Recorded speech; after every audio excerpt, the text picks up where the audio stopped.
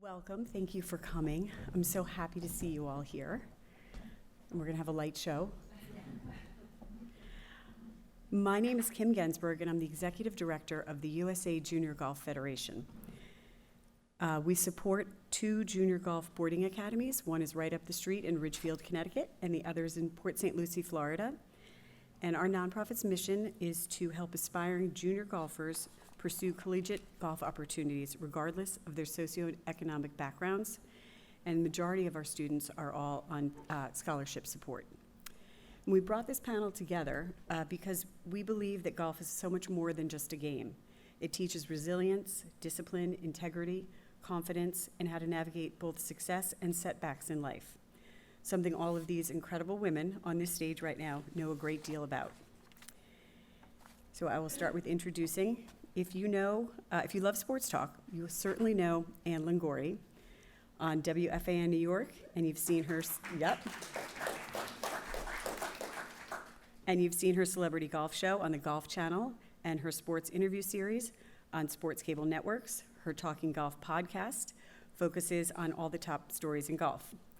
She's an award-winning sportscaster, journalist, author, entrepreneur, and who's covered many of the world's biggest sporting events and has interviewed many of the biggest sports and entertainment legends we know today. The amazing Stephanie Shostak, actor, author, mental health advocate, best known for her roles in Devil Wears Prada, Iron Man 3, the incredible hit show A Million Little Things that we were all obsessed with. Stephanie brings more than 20 years of experience navigating high-pressure environments, and behind the highlight reel, her career has been shaped by rejection, self-doubt, and reinvention, experiences that inspired her workbook, Selfish, and the playbook framework she now shares with audiences. She's a proud Give an Hour ambassador and donates 50% of her book proceeds to the mental health organization. And our amazing moderator, Lindsay Zarniak, an Emmy Award-winning sportscaster who you may have seen hosting SportsCenter on ESPN, bringing us into the studio to cover the Milan Olympics for NBC, or working on Fox NFL sidelines. Lindsay has covered a variety of sports for various networks. Her podcast, Things No One Tells You, explores the things that athletes, artists, and everyday folks experience on their journeys to realize their dreams that they don't often talk about. I hope you enjoy hearing these powerful stories, that you ask questions, you get involved with supporting our junior golfers, purchase the books, and listen to their podcasts. And Lindsay, with that, I will let you take it and enjoy the evening. Thank you so much. You're welcome. They're amazing. I actually just thought of a joke. It's on theme. I think your microphone's not on. Do I have to turn this on? Sorry. Stand by. I didn't do that. Sorry. Why did the golfer bring an extra pair of pants? Do you know this? In case he got a hole in one? That's good. Anyway, sorry. I know, right? I was just thinking about that. Thank you. I'm so grateful to be here and to be moderating this. I'm a huge fan of both of these women. Stephanie has been a friend now for quite a while, and I'm so excited to get to know you. And I mean, your body of work is just incredible. I have so many questions.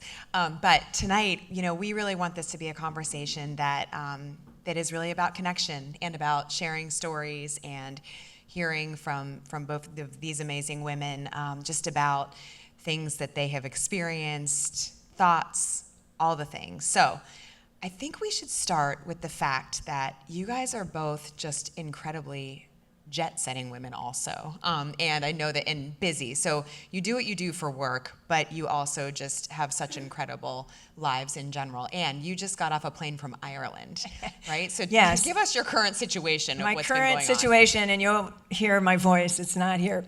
I was in Ireland for 10 days. It was a golf trip. I've been promoting Ireland for the last, 30 years. The golf courses there. And I'm the president of the Cairn Golf Club International Members Association. So they had their International Members Week just this past week. And so we went over, we played Doonbeg, drove up to Cairn, and then finished the trip in at Dromoland Castle. and I think my voice is somewhere between Carn and Trammell and Castle, so I apologize for my laryngitis. But yeah, right before that, I was at the PJ Championship, so it's been a pretty tight schedule. They schedule, the majors for the guys. April is the Masters, May is the PJ Championship, the U.S. Open's coming up at Shinnecock in 2 weeks, and then the Open Championship. So it's a pretty compact schedule. So it gets a little crazy, but here I am. It's good to see everybody. What was the work day like for you down at the PGA Championship? So normally, it's changed a bit, but I do my show Talking Golf for many, many years, and I can talk about this in a little bit, but I would do updates for The Fan. Anybody know The Fan in here? Every 20 minutes. They used to have the reports, the updates every 20 minutes, and then it went from every 20 minutes for, 15, 20 years to every half hour. So a lot of the times when I covered the Masters or the PGA Championship, I was on the air every 20 minutes doing updates. You couldn't even leave the booth. I was on the air so much. Now it's a little more relaxed. I go to the player interviews, ask questions, get interviews with different personalities, and then I do my Talking Golf show. That's so great. Yeah. And that as the podcast. That's correct. That's amazing. Stephanie, tell me about your current situation. Well, acting is a career with a lot of ups and downs, so I'm currently unemployed, which is probably 95% of the time yeah. And so the good thing about that is when you have kids, you can be present, and my youngest just got back from college, so I've been enjoying my youngest. Trying to enjoy my youngest. What have you found that you guys like to do together? Hi, bye. Really? But actually, one time he said to me, I really like to talk about life, Mom, And I think that's my favorite thing to do with anyone. And when your kid spends a little bit of time with you, telling you about what's going on in their lives, that's my favorite thing to do. Do you guys golf together? He doesn't golf. Okay. How many people here golf? I'm curious. All right. About half. So like Okay. a third. Okay. Yeah. All right. So Well- he doesn't golf. Okay. I just went to the third grade hoedown today at my daughter's school, but I just also got back from Indianapolis where I went to the Indy 500, and I was working for IndyCar. I do a banquet there the Monday night after the race, which is the Victory Celebration Banquet, where we have to interview every driver that raced, and the funny part is only the driver that won wants to be there. So it's a very challenging and interesting work duty, just because you're having to figure out how to talk to these people that really might have had bad days on the racetrack. And for any of you that have been to that race, it is the most important race in that series. It is like nothing I've ever been around, because you feel it from the moment you get to the track that morning. And the person that wins, their life is changed forever, because they all say it. It's like they're immortalized, an IndyCar legend. So I wanted to also start our conversation by showing a clip, because I really want to hear what you guys think about this theme. And the winning driver this last week on Sunday was Felix Rosenqvist. He's from Sweden. It was his first Indy 500 win. It was his first win on an oval. He became a father for the first time May 4th, and so less than 3 weeks later, he wins this race. But the thing about Felix is, in 2023, he had the worst season of his life. He was sort of cast off, thought that his career might not see bright days again, and then there was a team that came to him that wasn't the biggest team. It was Meyer Shank Racing, and they said, we're going to give you a shot. We believe in you. We just need you to go fast. We're going to build it around you. And he leaned into that and believed in that they were going to do what they said. Anyway, the morning after he won the race, I got to interview him for the podcast that I do. And this is a clip that he shared when I asked him, the theme of the podcast is, as they said, things no one tells you. And this was his answer about what no one tells you from his experience. That's not an attractive picture. I'm sorry. Wait a minute. No problem. And I will also say that he had talked about how becoming a dad changed his complete perspective, because as an athlete, he said it helped him understand that the biggest thing wasn't the racing anymore. And so it helped him take a load off. you know, and that he thinks a lot of athletes have that similar experience. What is the thing no one tells you that you've experienced along the way? To be frank, in this sport, you have way more bad days than good days. That's just a reality. 90% of our days, you're going to be disappointed. When you have a rough patch and you start to put the work in, you never get immediate results. It never changes in a day. But the grind pays off eventually. Slowly it changes, and then you have this great momentum. Then it's the easiest thing in the world. Winning races is the easiest thing you can do. But fighting through those, I think that's actually what it is to be a professional athlete at this level, to fight through those rough patches and coming out the other side. Because a lot of people don't. What is the thing? Okay, so that's that. That's it. It's just looping. Okay. But I thought, man, I love that. And Anne, I would love to hear, because I'm curious, you've talked to so many people. Have you heard this similar theme? And also, I would like both of you to share how you began pursuing your own dreams, you know? Yeah, I think it's a very common theme among the greatest, sports legends on the planet. Everybody has a story of overcoming because it's hard. I mean, golf, I've covered all sports. I had a show called Sports Interview for years, a TV show where I was in my 20s, and I was interviewing people like Mickey Mantle and even Ted Williams when they were much older. Gordie Howe, Bart Starr, Jim Brown. I mean, there were just so many different personalities, but they all have stories of overcoming. And, I just think we all can relate to athletes. It's their persistence and the resilience in that determination to keep going and to work harder than everybody else that I think, that maybe helps them reach a certain level. In golf, I've interviewed so many different personalities. A lot of the people in the book, Life on the Green, Lessons in Wisdom from Legends of Golf, features 12 golfers, golf legends, 6 men, 6 women, and it's all about what they bring from golf to their day-to-day life. And a lot of them, have stories of overcoming. I can share maybe one of them from... Yes. I couldn't believe it. I mean, Bernard Langer, who is, 68 and still going strong out there on the senior tour, he came from such a poor family, and he opened up so much. These are stories I didn't even know, and I've been covering golf, for 30 years. But he came from such a poor family in Germany that the only reason he started playing golf was he went to the local course to caddy to try to earn enough money to help his family put food on the table. And he didn't know anything about the game. And he just happened to have a good knack for reading the greens, and he picked it up pretty quick. And then he became a pretty good golfer without taking lessons for years. And that was the only reason why he actually ended up playing golf. And now you all know about his storied career.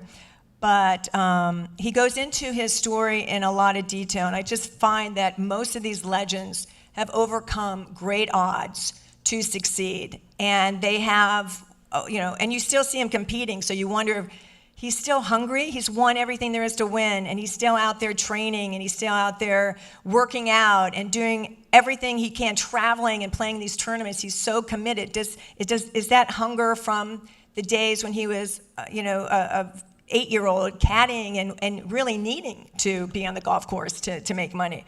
So I love, kind of getting inside the heads of some of these personalities. And what I find the theme that NASCAR winner talked about is overcoming, and it's harder than you would ever imagine. In my case, you had asked me earlier, about how you pursued your dreams. Right, how I pursued but I love the name of your podcast. That's so great. But when I was 3 years old, I don't know, how many of you knew what you wanted to do when you were 3 years old? I mean, it's insane, but when I was 3 years old, I can remember, that's my earliest recollection, I was in a high chair watching this woman on television. I think it was black and white back then. I was born in Cincinnati and grew up in Cleveland. She hosted a show. Her name was Ruth Lyons, and she hosted a variety show. and she played the piano, and she also interviewed the most fascinating personalities who came into Cincinnati, right? And I was glued to the set, so interested in seeing this woman interviewing these personalities. So from that moment, I always thought, I want to interview personalities. And being an athlete, I was always very athletic growing up and still am. And I had an older brother who was very athletic, and every sport he did, I had to do. So my whole journey has been following a sports broadcasting career, but it really stems from being 3 years old and seeing she was my role model. Who hosted shows? What woman hosted shows in the 60s? This woman did in Cincinnati, and I remember picking up a copy of her book, and nobody knows who she is now. If she were around now, everybody would know her, right? But she preceded Oprah years ago, and she was such a role model for me. But I can remember being so influenced by this woman as a toddler. Isn't that crazy? It's wild that you remember that as a toddler. Yes. Yeah. And so my whole youth was pursuing sports and wanting to do exactly what I'm doing now. So I can honestly say that I'm still doing exactly what I dreamed I'd love to do when I was 3 years old. I love that. It's crazy. You know what's funny is I remember, so I started out in news, covering news, and my first job out of college, I went to James Madison University in Virginia, and I got an entry-level position at CNN, bottom of the barrel. Like, I was getting coffee, ripping scripts because we didn't have, computers were scarce, no. But I was doing like all that stuff anyway, and I remember one day I was walking through the newsroom, and there was a woman sitting on the set, and her name's Nancy Newman, and she was doing basketball highlights, and I like stopped and I was watching, and I was like, I could never do that ever, like ever. And that was it. And then I went along my way, and at that point I was still on my path thinking that I was going to go for news. And I think about that because I'm like, is that God? What is it? Like someone putting that in your head being like, nah, and it's just so wild. I know Nancy, she's still working and still going strong. Yeah, it truly, it's just, but that, yeah, she's a powerhouse, and that's amazing. How about you? Because you began acting like what some would consider it later in life. Yeah, but first I want to talk about that, and then Bernard Langer. 10-4, yeah.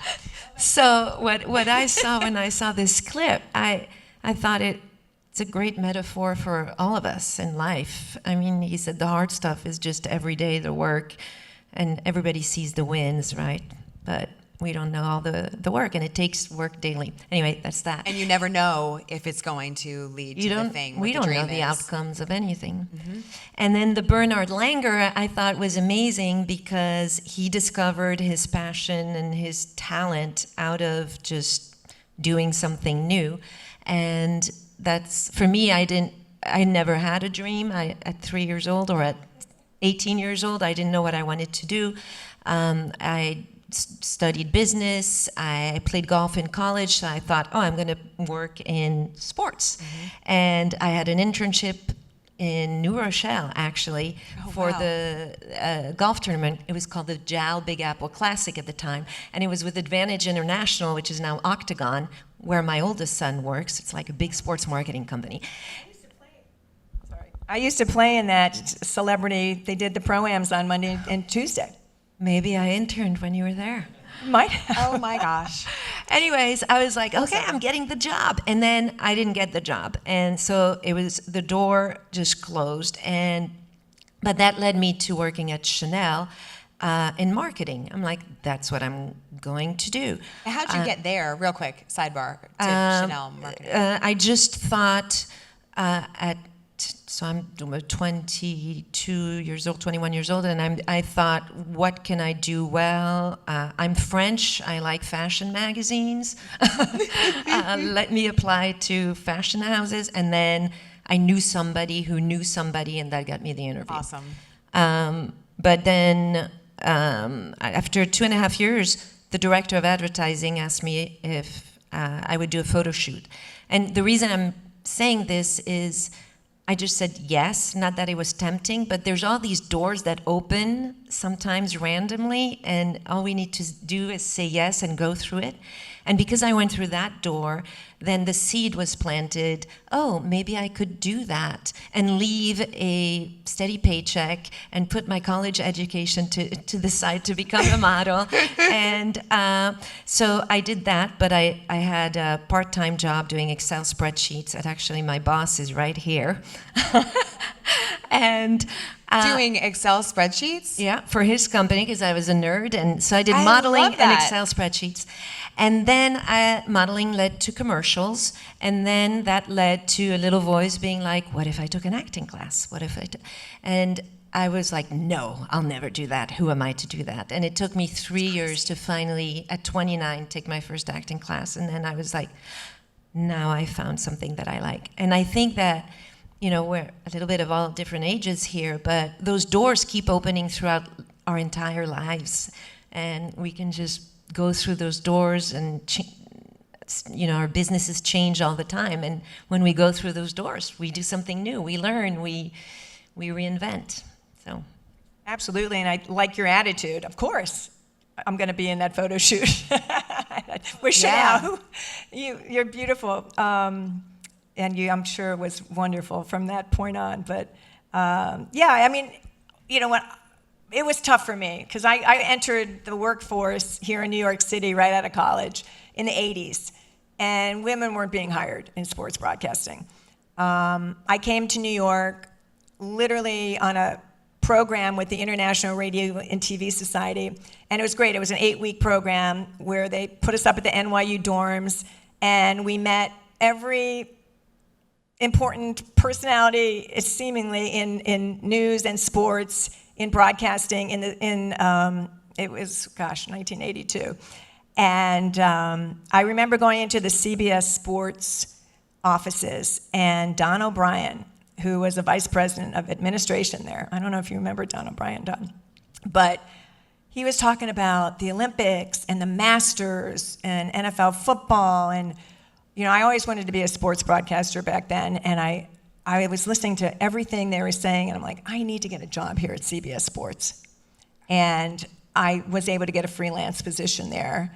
You know, but everything I did was independently. It was freelance. It wasn't a full-time position. I wasn't staff, but it was a good start. But it was back in the days when actually Phyllis George and Jane Kennedy were, remember those days? I'm really dating myself now. But from that point on, I started getting different jobs. I wrote for USA Today, the sports section. And I became a producer at ABC Radio Sports. So at one point, I'd say for about 3 years, I was covering every team in New York. One night it was the Yankees. The next night it was the Mets, Knicks, Nets. And it was such a great opportunity because I was interviewing all these different sports personalities. But I was also meeting the business people behind the marketing of these teams. And that came in very handy because when I wanted to put a cable show together called Sports Interview. It was my dream to interview legends for television. And I went up to a regional sports cable network in New York, and I pitched the show. And they said, Ann, we see your byline in USA Today. We hear you on The Fan. We love your work. We can give you a time slot, but we can't pay you. And I'm thinking, okay, I'm in my early 20s at that point. I'm thinking, okay, how do I make this work?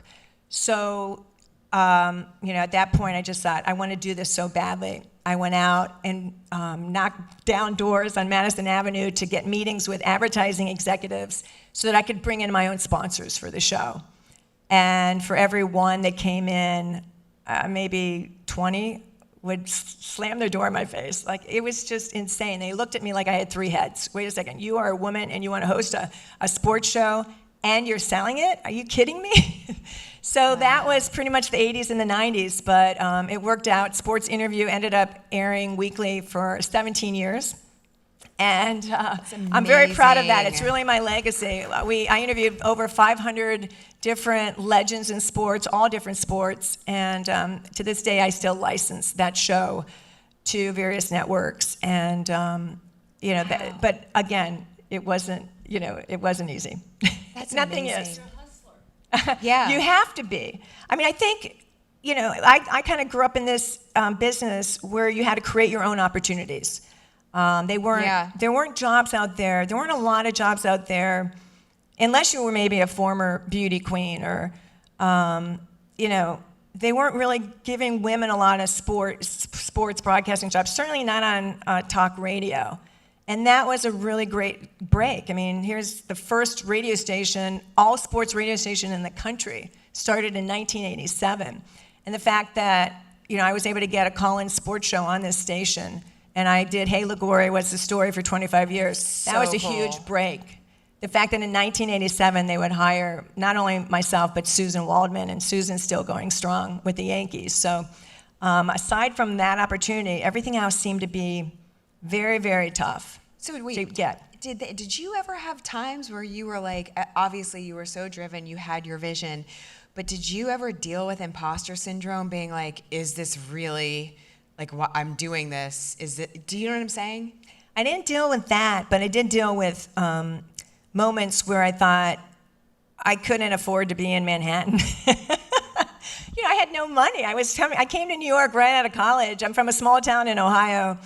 I also came under tragic circumstances. I graduated from University of South Florida, and a year before that, I graduated. My dad died of cancer. He was only 63. And then a year and a half later, my 22-year-old brother got leukemia, and he didn't make it. And now that's why I do a lot of fundraising for cancer. In fact, my 28th annual Ann LaGloria Foundation Charity Golf Classic is next Wednesday at the Maidstone Club, and I've been doing it all those years. But I honestly, I came to New York under those circumstances, and I feel that, putting things in perspective, if you can deal with tragedy like that, you can deal with anything. Your brother, you quoted your brother in your foreword, or in the, you dedicated it, right? Yes. And that was beautiful, saying what he said to you. Yes, he told me, he was, when I came up to New York, the program had just started that brought me up to New York, and he was not well, and I went back to Cleveland because I was thinking about moving, just dropping the whole New York City dream and going back to Cleveland to be with my brother. And he was in the hospital bed. And I looked down at him and I said, Jim, I'm going to move back home so I can be with you and Mom. And he looked up at me and he said, Ann, you are going back to New York and you're going to follow your dream. And it just released me. And it was the hardest thing I ever did, to leave him. And a week later, he passed. And, then I just spent as much time as I could with my mother, who lost her husband, my dad, and her eldest child. So dealing with that was so hard that anything else that came my way, I just felt, again, putting things in perspective. When you have a bad day, just think of all the blessings you have, all the positive things in your life, because, we all have dealt with tragedy and things like that, particularly cancer. We're all affected by cancer, indirectly or directly, and some other, so many other dreadful diseases. And I just feel that, my brother inspired me to this day to pursue my dream. Thank you for sharing. Steph, what do you have in that vein, I guess, to add just about uncertainty and... Yeah, I heard a podcast recently, and this author, 7 times best-selling author and researcher, his name is Bruce Feiler, F-E-I-L-E-R, that's how you'd say it, Feiler. And he is fascinated by transitions and changes in lives. And so he was saying that, according to his research, each one of us go through 3 to 5 transitions through our lives. And he calls them life quakes. And those could be going to college, getting a new job, losing a loved one, a health diagnosis. And then he said, in average, it takes from 3 to 5 years to navigate each transition, like to really learn how to. And so he goes, so if you think of it, you could spend 25 years of your life in like learning to get out of into a new transition or out of a new transition. And I heard that and I was like, that is it feels like the one skill we should all learn is how to navigate transition and the skills, because there are skills, and I think changes all the time, and yeah, uncertainty is the hardest thing to navigate. Yeah, uncertainty. So, real quick, I was in, like I said, I was in news, and then I realized when I was at CNN that I really want to do on air, and I think I really want to report. I would love possibly one day to anchor, but that is what lights me up. So there was a man at CNN who was in charge of the airport network. And that was the network where CNN was in some planes. They were at some networks, and they had their own, at some airports, they had their own little setup. And he would let me come and sit on the set and run through the scripts that were in the teleprompter. So I would like bring in like 6 shirts, put on different shirts in that room so I could put a resume tape together. And I would like run through the scripts, and he'd be like, this is not good enough. You're reading. And I was like really bad. But anyway, long story short, at CNN, I was able to put together a tape. I would pay these cameramen in beer and my grandma's cookies that she would mail me from Pennsylvania, and they were so good. And I got a job in Jacksonville, Florida. And I was doing news, and I was on the morning show, and it was a decent market to start in. But I could really make mistakes because it was like not the best station in the market, which was a blessing for me. And that's part of how I decided to make that choice to go there. And I was there, and one of my friends came to visit me, and we decided to go to Daytona for the weekend because I had a couple days off. We were at dinner, and we met a group sitting at the table next to us, and they were from this thing called the Speed Channel, which is it was a 24-hour network all dedicated to motorsports racing. And we had great conversation. That was it. Go back to my job in Jacksonville. And a couple months later, I get a call from one of the guys that we met who was a producer. And he's like, hey, I know that you're a reporter in Jacksonville. We need someone because Dale Earnhardt died. We're doing a tribute concert for him at the racetrack. So the year that he was killed, that next, I guess, February, they were having this big concert. And they said, we need a reporter to interview the fans that are there. And I was like, I don't do sports, I do news. And they said, it doesn't matter, just come. It's more human interest. He meant so much to the sport. We need someone to fill in. Would your station let you do it? My station said, my news director's like, well, you're off that day. Yes, go do it. So I went and did it, and it was a really lovely experience. Everyone was great to work with. I learned a lot about what he meant to that sport, and that was that. And then a couple months later, they call me back, the same producer. He's like, hey, we actually have an opening for a pit reporter at our entry-level racing series called ARCA, which, if you know NASCAR, it's Cup Series, it's the Nationwide Series, or whatever that middle ground is right now, and then ARCA, bottom of the road, entry-level. And I was like, I don't do sports, I do news, and Still?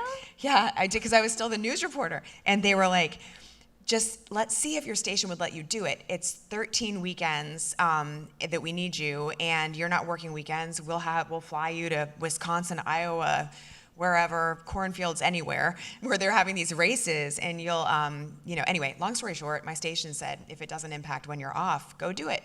So I went and learned how to be a pit reporter, and they taught me everything because I knew nothing. Like, I would go in these garages, and I'm like, I barely knew what a chassis was, and I felt like I better get my shit right, sorry, because I just was so intimidated asking. But what I found was these people were so open when I was just honest and asking questions about like what I didn't know. So that was a wonderful experience. And because I did that, my station, when I finally stopped that and went back home to Jacksonville doing news, the sports guys that were at my station said, hey, we know that now you know a little bit about racing. We're going down to cover the Coca-Cola 400 or the race in the summer. Would you just come help us and be an extra set of hands because you know the ins and outs a little bit? And I was like, sure, I'm off that day. So I go to this race, and we're waiting for the driver that won the race to interview him. That driver was Greg Biffle, who, if you guys know Greg, like, he passed away last year in a plane crash, and he meant so much to me in my career because of this story. But we're waiting for him a really long time because he was taking forever talking to all these networks, and we strike up a conversation with this TV crew from Miami. We're just chatting, and I'm literally just working like as basically an intern with my people. And at the end of the conversation, this one producer's like, you know what? We actually have an opening in our sports department. And it's to cover the Miami Dolphins. You would be our third sportscaster, but you would really be embedded with the Dolphins to host this show called Fins TV. And I was like, I'm sorry, but I do news, you know? And he's like, would you please can we just have your tape and just apply? By the way, the job is part-time, but it's a great station because it's owned by NBC network, and it's a great market. So long story short, I send my tape. They call, they're like, we really want to bring you down here and see. So they offer me the job, and I'm like, what is happening? And I don't know, do I want to do sports? But what I knew was sounded really interesting. And they were like, we will teach you everything you need to know about being in a locker room. And though it's so crazy when I think about this, is it's exactly what they said to me on the front end about garages and racetracks, right? We'll teach you what you don't know. And I'm like, I don't know. So I went down and I took the job, and it was crazy. And my point of telling this long story is there was nothing guaranteed on the other end.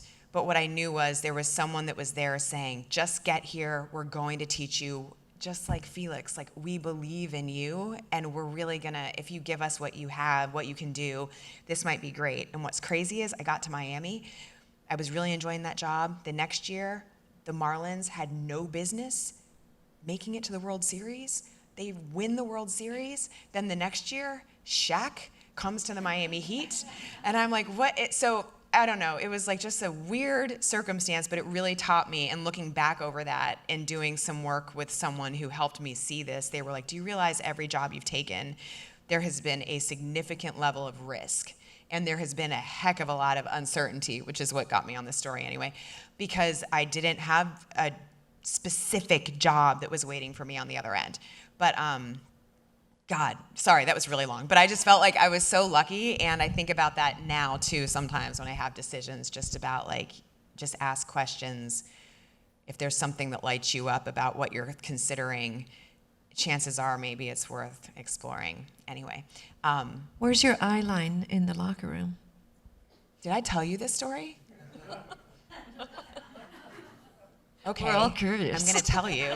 Well, one of the lessons, so ironically, in Miami, they had an opening because the woman who worked there who left ended up going to work in Washington, D.C.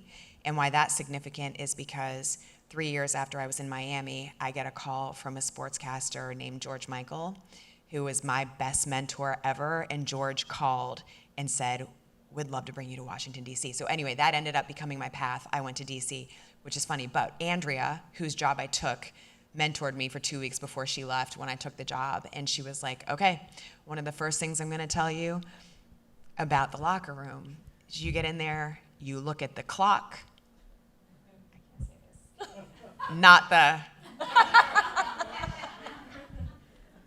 Is that okay? I just said it. But that's what she told me, so that's... That is great advice, because Right? I was in every locker room in New York in the late 80s, covered the Mets when they won the World Series, 80s, 90s, covering every team in New York. And the first locker room I ever went into was the New Jersey Nets.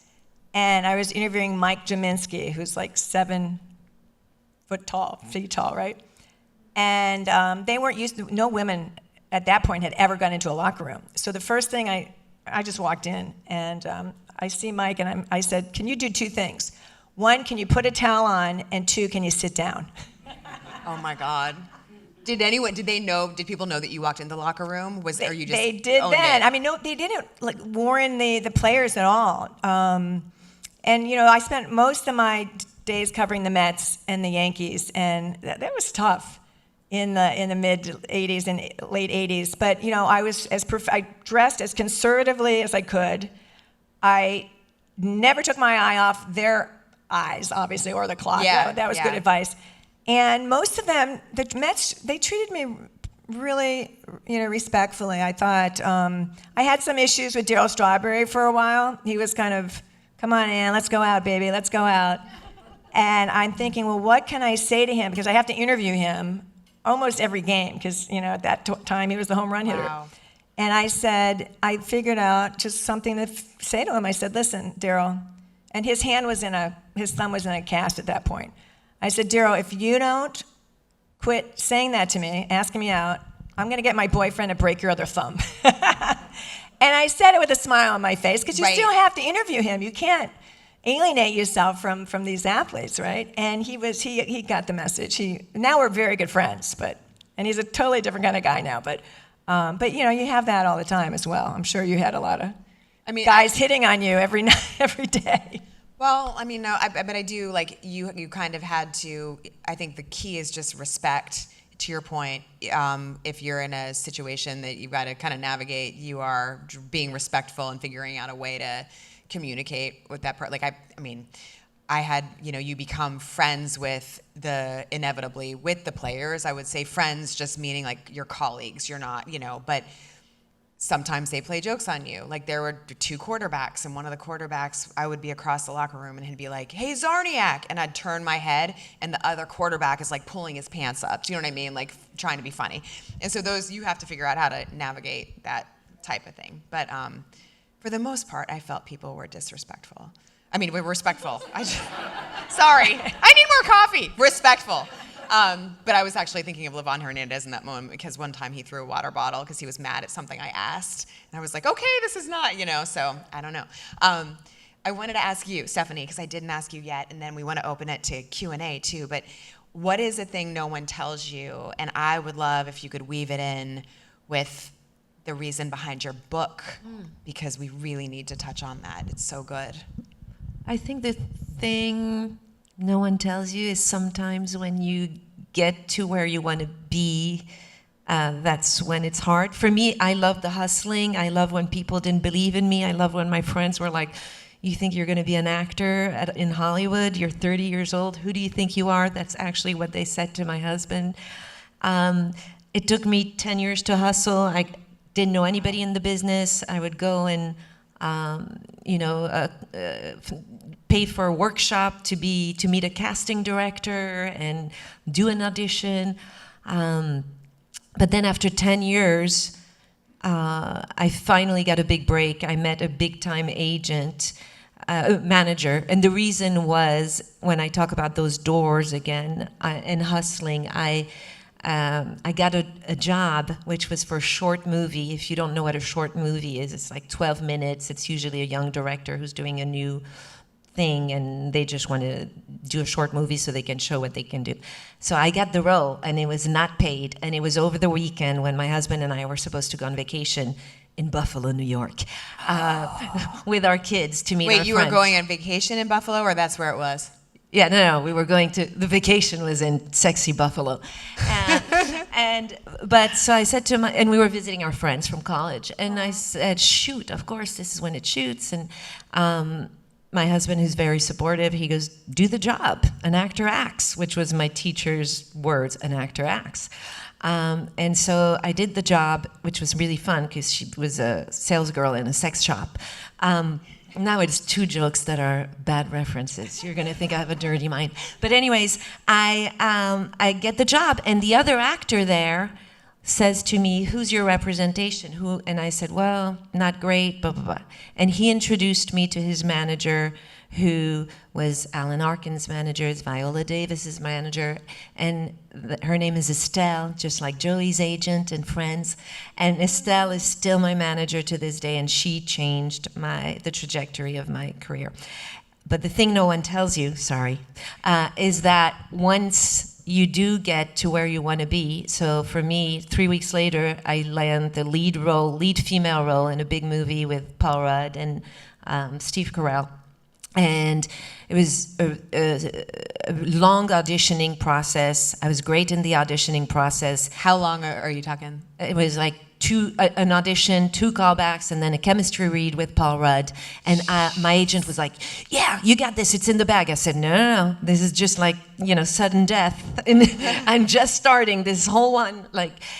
So golf, I played college golf. That really helped me for any athletes, But I got the role, and then I got on set, and everybody was so nice and was like, "Stephanie, you're going to be a star. Stephanie this, Stephanie that." And then I completely lost my confidence. And I didn't know this was a transition in a way, but it wasn't a transition that was quote unquote hard, it was all good. But I didn't have the skills to handle the win in a way. Because you had never been there before. Yeah, and right? well, because I was on a huge stage that I had never been on with people who were all experienced. A lot of pressure. A lot of pressure, but also I was like, who am I? Like I started this really late. I'm not experienced. They're so much better. Blah, blah, blah, blah. And I didn't know anything about self-talk, even though I was an athlete. I knew a little bit, but I didn't know how to control it. So it was just fear. We all have fear, and I didn't know how to control fear. Can I just add to that, because I wanted to bring this up. One of the chapters in the book, Life on the Green, is with Padraig Harrington. He's an Irish golfer, incredible. I don't know, you golfers, you probably see him do instructional videos on social media. But his chapter is about overcoming fear. And he talks about embracing fear. He says he's not only nervous when he goes to the first tee, he has fear. Wow. And I just thought that was so amazing that he admitted that, to anybody. I think it's the first time I've ever heard him say that. But because I'll go and play golf, and I'll be nervous at a charity or a celebrity tournament, but I don't feel that fear that he was talking about. But then I started thinking about, why does he feel that fear? Because he's won so many major championships. It's not just, the pressure on that stage, but it's the expectation he put on himself. He could go to that first tee and completely whiff the ball, which is so, you'd all know professionals miss putts that are 12 inches, golf is such a tough sport. You can look like a beginner and you can, be a 5-time major champion. But he talks about embracing that fear and using that fear as adrenaline and focus. And I don't know if that's something that you ended up kind of learning as well, to overcome your fear and using it as an advantage. Yeah, even now if I get sometimes nervous or that little voice comes back, because that little voice never leaves, but now I'm like, oh, there you are. And then I say to myself, yeah, I'm not supposed to have it all figured out. I don't know this. This is great. I'm going to learn. Or let me ask people questions and learn from them. And then it's fun. See, in golf, I'm not a professional golfer, so I don't expect myself to go out there and shoot in the 60s, right? But these athletes are so good, and there's so much expectation placed on them. And in golf, you can go out there and shoot a 63 one day, and the next day an 83, right? And I just was so intrigued by Padraig. He's so brutally honest, just admitting that fear that we all have in different things, and how he tries to use it in a good way. I just had a conversation with the female trainer who won the Kentucky Derby, Golden Tempo, Cherie DeVoe, and we did this for a podcast episode to run ahead of the Belmont. So it hasn't come out yet, but she was talking about how she was like, well, she said the morning of the Derby, maybe it was actually like 4 hours before the Derby, she went into the box of the horse owner is a family named the Phipps family. They're a legendary racing family. And Daisy is really the one who's in charge. So she went into Daisy's box and she goes, hey, we could win this thing today. She felt really good about the horse. She said that the horse was showing signs that of strength, the way that horses do at that certain time where it's like a baseball team heating up in the right time, And she said, so she goes in the box and she's like, Daisy, we could really win this thing. And Daisy goes, no, I'm going to be here for 3 hours just sitting here. She didn't want it. Anyway, she was like, and then Cherie left and she's just sitting there with anxiety. But Cherie said that she went to a sports psychologist ahead of the Derby, maybe the week before, and this woman that she goes to now frequently because she needed to figure out how to deal with that time before the races and all the stress and everything that goes along with that too, but just the management of the emotions and not letting it get through your head. In golf, they talk a lot about staying in the present. Yeah. And it's so hard to do. They all talk about it. Acting too, be in the moment. Exactly, and acting, right? You can't think about that bad shot you just hit. You can't let that affect your next shot. And so training your mind to just forget about the mistake and just thinking about the present is so crucial in anything we do, I think. How do they do that? Is there a tool? Yeah, there's many tools. You can listen right now if we're... Why don't you lead us in an exercise? No, but if we all of a sudden think to look around the room and just think to name 5 things that we see, that drops you in the present. If you think 3 things that I'm hearing right now, that drops you in the present. Or what am I feeling in my body right now? Or feel my feet on the ground, like drop in the present. And also telling yourself, I don't know what's going to happen in the next second. That's good. We need to open it up to Q&A. I would love to keep asking you questions, but I think you guys have better questions. So let's Yeah, if you have a question, raise your hand and we'll bring the mic to you. Hi, my name's Katie. Thank you all so much for sharing these stories. It's been honestly so wonderful and validating to hear everything that you guys have been going through. I am 3 years graduated out of college. I went through a very similar journey with working in sports as you guys did. I worked for the Jets briefly, realized it was not for me, and went back to go get my master's in sport and performance psychology because of literally the exact stuff that you guys are talking about. I dealt with it myself as a collegiate athlete. So now I run my own practice working as a mental performance coach for youth athletes. And given that you guys all kind of experienced, the journey with, performing at a high level, at what age do you think it would have been most beneficial for you guys to have a mental performance coach in terms of having it impact you and stick with you for the longest period of time? Wow, that's awesome. Congratulations. I mean, what you've done with your career is just amazing. Yeah. So congrats for everything you're doing. And you're young. You're so young to do it. You've been doing a mental coach. Wow. I mean, I probably would have benefited, as a teenage athlete. I played on a boys' tennis team because they didn't have a girls' team. And I played #1 singles when I was a senior. So dealing with beating guys and, their egos and then losing, that would have been a really good time to have a mental coach just to learn that. We figured all this out on our own. There weren't mental coaches back then when I was, in high school, right? So, but that would have been, I think juniors could probably benefit from mental coaching, right? To learn so much and then you work your way up.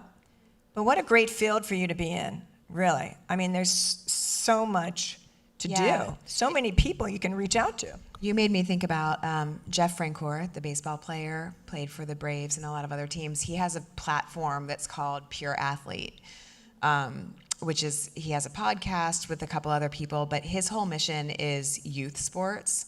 So I know that's maybe a tangent, too, of what you're talking about. I think that maybe even listening to some and paying attention to some of those conversations are really fascinating because he also thinks that the parents have to be coached, right? And I do think that there's a level of, for sure, resonance with having a mental coach with, yes, a teenager, I think, because it's about, I don't know, I'm not articulating well, but I think that's really cool.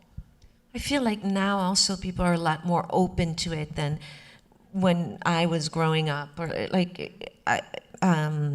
I used to think self-help was like, what is that? And but there's a saying that says that when the student is ready, the teacher will appear, and then when the student is really ready, the teacher will disappear. So I think it depends on the person. Anybody else? Okay. First, thank you to this library. Over the years, we've heard many great speakers, but my wife and I love this program. Why? You 3 ladies are inspiring, for real. Number 2, you're showing vulnerability. Who does that? That's inspiring in itself, because you're telling us the things that you didn't know, which I think is just awesome. And so I'll leave you on the last point, which I've asked a number of people over the years. Would you be willing to share your best day and your worst day in your career? Yeah.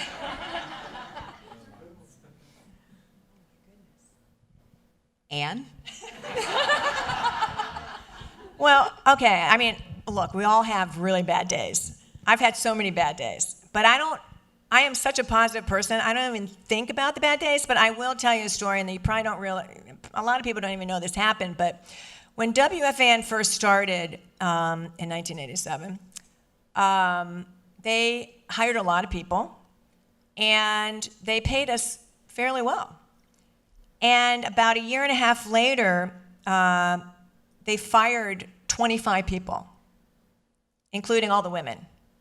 So I was let go, Susan Waldman was let go, there were a lot of female producers were let go. I mean, but a lot of guys were as well. So I'm thinking, wow, I'm just having like the most amazing time with this all sports radio station. Back then it was the thing. Everybody knew WFAN, and everybody knew my voice. And I would be in Florence, Italy, asking, how much is that leather bag in a market? And somebody would say, Anne Liguori, what are you doing here?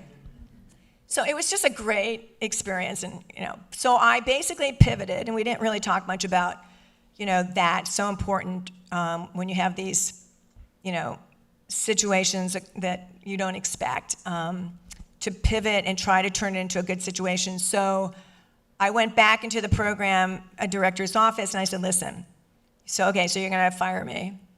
How about if I continue to do my show, Hey Liguori, What's the Story? And, I go from staff position with all the benefits and, everything to, obviously whatever you want to pay. And so we worked out a deal. So, I mean, I was on once a week for 25 years hosting Hey Liguori, What's the Story, covering every sport in New York. But, that's a lot of work, but I was only paid for the 5 or 6 hours a week that I did that show. But I wanted to do the show so bad. It was just such a great, I loved getting on my soapbox talking sports. And, it was such a great platform for everything else that I did. I knew what a great platform it was. So whatever negative things came from, that show or anything else, I tried to turn it into a positive and make it work for me.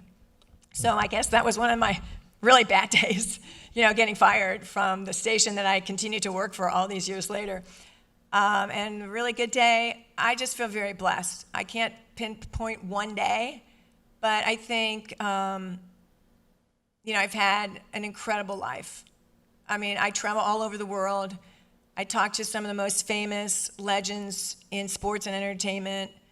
I'm basically my own boss, so I can pick and choose like what events I want to cover and what I don't want to do. And so I just feel blessed that I've been able to kind of maneuver my way through a very, very difficult career at times when women really weren't doing much in the business, and that I can still pursue my passion. We all have to be passionate about what we do. That's, advice I give everybody, right, at any age. And I just feel like I'm at the point where I just love what I do so much that I want to continue doing it for as long as I can. So I feel blessed about every day that I can breathe and I'm alive. I feel it's a good day. I love that. Feel your passion. Well, I guess I'll share. There are many places that I could go when you're talking about what's like one of your worst days, just in terms of like different types of things that you could say, like, oh, I remember when that happened. Like there was one time that I forgot to put audio on a clip that I was supposed to cut for a piece of video that was airing on a CNN broadcast. And the director turned around and he looked at me and he goes, "You did this?" It was the space shuttle taking off. I will never forget it. And he was like, "Are there more like you?" And I was like, "I don't know." So that was bad. But I did want to say, I got over that. One thing that I've realized that I think maybe is a common theme that will resonate with you guys is I have realized about myself that I don't deal well. It's very hard for me if I don't get an answer. And this was not too long ago, but there was a job opportunity that I was up for, and I was one of a few people that were, and I've realized that one of my dream jobs is I love live event coverage in sports, and I love when you have an opportunity to host a sport where it's like you're talking about the big game coming up. There's nothing like it, like when the stakes are high. And anyway, so I had identified after I was like 2 interviews in, I'm like, oh my God, I would actually pay them to do this job. Like, this is the job I want. And I just had this gut feeling because there was someone else that I knew had sort of come into the conversation about, oh, this person's open up for this job too. And I just knew, I was like, things have gone really well, but I have a feeling the way that the people that are on my team are talking, that this is not going to go to me. And then it didn't. I didn't get the job. And I remember that Ryan, who was my agent, was like, yeah, you know, they went with this person. Here's probably why so-and-so is going to call you and talk to you about it, because they certainly love you. That person never called. And I just was like, I realized, you know, a lot of times you're just never gonna get an answer of why. And I think that's so hard. It actually makes me want to take off my shoe and throw it against that wall. And it just is. And since that experience, I've probably had a couple other opportunities where I'm like, God, that just didn't pan out. And it's kind of back to, though, I believe, like it's what Stephanie, you're talking about sometimes. Sometimes the door just closes. And sometimes you get really far down that path and it feels really unfair because you're like, I really thought that was gonna be mine. And it's just not. And you just don't know. And so maybe that's also a blessing, but I think that sometimes those are the types of experiences that I'm like, man, that was a hard thing. That wasn't me doing the job, but it was about just the industry. And then I would say one of my best days actually I would say it was recently. It was doing the Olympics. And this past year, I was hosting a studio show for NBC Sports in Connecticut, in Stamford. A lot of people were like, oh, it was great seeing you in Italy. And I was like, yep, Italy and Stamford, Connecticut. The food was great, but our set was so amazing, it really looked like we were there. And we weren't. Like, I know, but it was great. But anyway, I didn't realize, like, I've worked a lot of Olympics, which is such a blessing, and my hours have been all over the place because when you are lucky enough to work the Olympics, there are so many different types of jobs you can have. And my day part, we were on from 2 p.m. to 8 p.m. this time, and it was so incredible because we had so much hockey. And I covered hockey living in Washington, D.C., doing sports, covering the Capitals, and I loved that. And like one of the highlights of my life was covering them when they won the Stanley Cup. Like I just got goosebumps when I said that because it just was so magical. But anyway, I found myself doing that job, and my analyst was a guy named TJ Oshie who played hockey for the Washington Capitals. And so I was like, this is crazy. And we had the gold medal game for the women on our air, and I just didn't realize, because it had been exciting before, but I didn't realize what it was like to have a gold medal game on your air and be covering that for the Olympics. It was just so meaningful because we were able to talk to the analysts that were with us and live it through their eyes. So that was a gift and one of the best, because I just realized, like, oh, this is also special, being able to cover a sport, having someone sitting next to you that you're leaning on to fill in the moments, who has been there. It really feels incredible because and I realized, and then I'll stop talking, it's because you know that these people are about to have their lives changed forever. And I think that's what happens to me at the Indy 500, and maybe you've been in that circumstance too, Anne, where it's like you realize what's about to happen is about to change this human. This is it, like, for them, and I'm sure that you can relate too. All right, I'll do quickly my best and worst moment. I was, a few years after Dinner for Schmucks, I got cast as a villain in Iron Man 3. And it was a small role, but fun. I was a villain. And I'm in this big trailer. They gave me a big trailer. This was the biggest set I've ever seen. And by now, I've done all the mental work, and I'm like, good, I'm having fun. I'm there for a week working with Robert Downey Jr., who is my favorite person I've worked with because he's such a artist. And there's a knock on the door of my trailer, and the director is like, Stephanie, today's a really good day for you. And I'm like, yeah? He's down there, I'm up here. And he goes, we're making your role bigger. And I'm like, really? And he goes, yep, you're now gonna be the last villain standing. And I'm like, holy cow. And, you know, there was Sir Ben Kingsley, who was a villain. There was like a lot of villains. And so I stay there for like a month and a half, and I'm fighting, I'm doing my own stunts, and I'm having the time of my career. It's amazing. I remember the last scene, it's Gwyneth Paltrow, Robert Downey Jr., and me, and I'm improvising, and I'm like, yes. And then, so that was the best day. And then a few months later, we lived in New York City at the time, and I walked down to the studio to do sound editing, and the director comes on the phone from LA, and he goes, "Oh, before we start, Stephanie, I'm so sorry to say, you were great, but the producers, you know, they didn't like the way we went with the villain, and anyway, so we went back to the original script, and your role got cut back to the original part. Let's do sound editing now." And I'm like, okay. But, Oh my God. but like Anne said, by this time, actually, I remember I walked out of the studio and I was going to pick up my son, who was in elementary school, and I was like, it doesn't matter. It doesn't matter. Nobody took the experience away from me. I had this experience. I learned. Awesome.